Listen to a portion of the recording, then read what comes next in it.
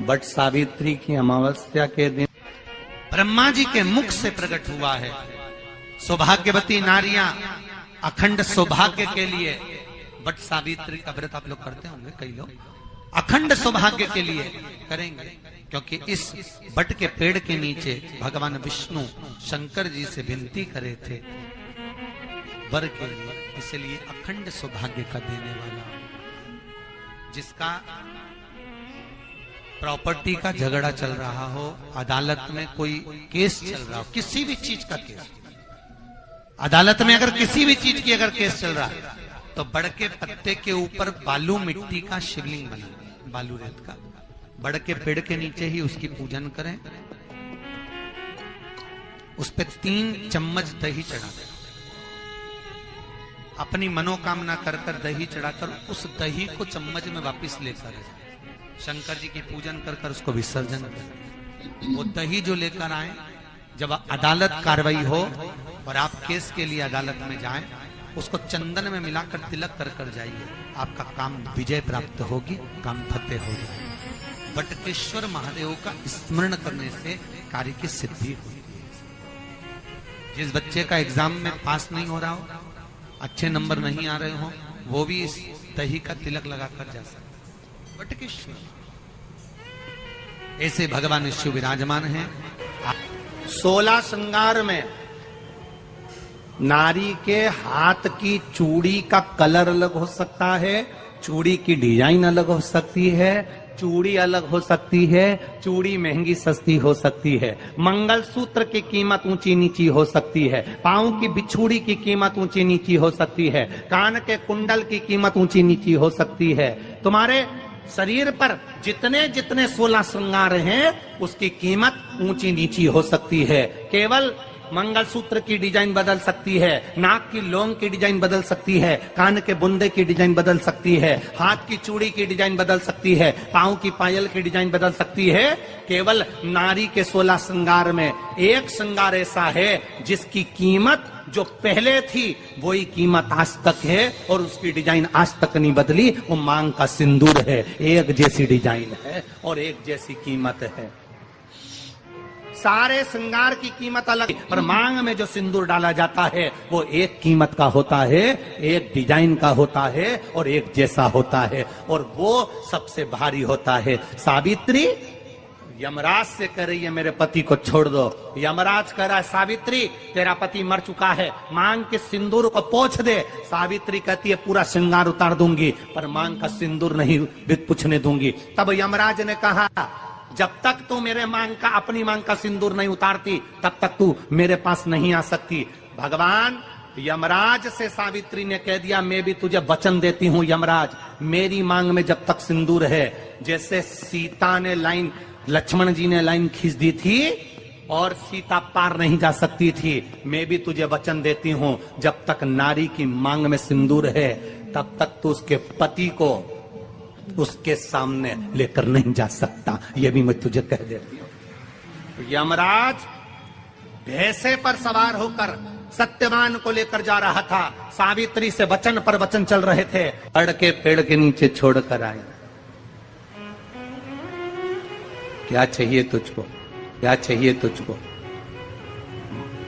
क्या दूं मैं तुझको, कुछ मांग ले मुझसे।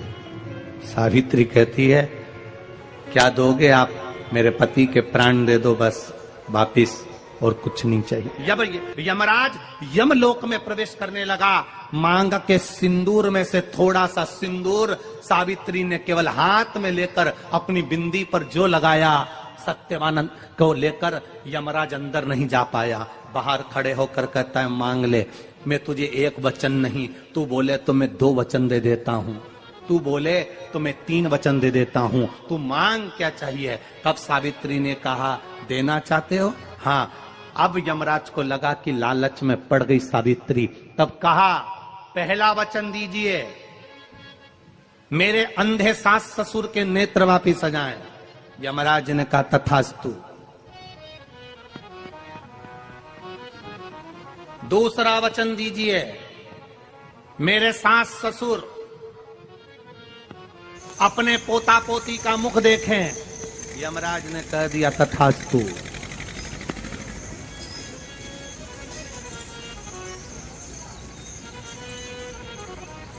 जाओ। यमराज जाने लगे, फिर आग जलने लगी। कहने लगे अब मैं अंदर क्यों नहीं जा पा रहा हूं। सावित्री कहती है तुमने वर दिया है मेरे सास ससुर पोता पोती का मुख देखें, उनके बेटे को तुम ले जाओगे तो पोता पोती कहां से होगा। छोड़कर जाओ। लेकर आ गए। कर्जा मुक्ति के लिए सारे वृक्षों में अगर कोई श्रेष्ठ वृक्ष माना गया है तो वो बट का वृक्ष माना गया महाराज। इसलिए प्रशासनिक कार्य के लिए, मानसिक टेंशन में, परेशानियों में बटकेश्वर महादेव का स्मरण किया जाए। और यदि निवेदन करूंगा बहुत ज्यादा, यदि आपको कर्जा हो गया है, बहुत ज्यादा कर्जा हो गया और वो कर्जा चूक ही नहीं रहा, तो थोड़े दिन बड़ के पेड़ के नीचे आप बटकेश्वर महादेव के लिए 1 लोटा पानी, उसमें थोड़ा सा पिसा हुआ चावल पीस के गला लेना चावल को और पीस लेना, पीस के उस पानी में मिला लेना और मिलाकर उसमें थोड़ी सी हल्दी पिसी हुई डालकर बटकेश्वर महादेव के नाम से बड़ के पेड़ के नीचे अपनी कामना कर कर जो कर्जा हुआ है उस कर्जे का भान देते हुए, स्मरण देते हुए छोड़ दे। महाराज 2 या 3 सोमवार एक ही जगह पर करना।